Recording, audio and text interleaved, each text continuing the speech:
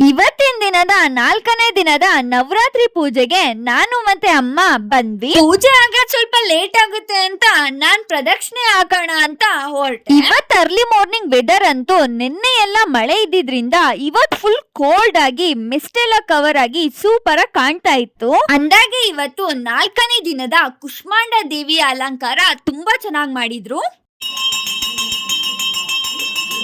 ಶಾರದೆಯ ನವರಾತ್ರಿಯ 4ನೇ ದಿನದಂದು ದುರ್ಗೆಯ ಕುಷ್ಮಾಂಡ ದೇವಿ ಎಂದು ಪೂಜಿಸಲಾಗಿದೆ. ಶಾರದೆಯ ನವರಾತ್ರಿಯ 4ನೇ ದಿನದಂದು ಸಾಧಕನ ಮನಸ್ಸು ಗತಿ ಚಕ್ರದಲ್ಲಿ ನೆಲೆಸಿರುತ್ತದೆ. ತಾಯಿಯ ಮುಖದಿಂದ ಕಾಂತಿ ಕಾಣಿಸಿಕೊಳ್ಳುತ್ತದೆ. ಇಡೀ ಬ್ರಹ್ಮಾಂಡವು ಈ ಬೆಳಕಿನಿಂದ ಪ್ರಕಾಶಿಸಲ್ಪಟ್ಟಿದೆ. ತಾಯಿಗೆ 8 ತೋಳುಗಳಿವೆ.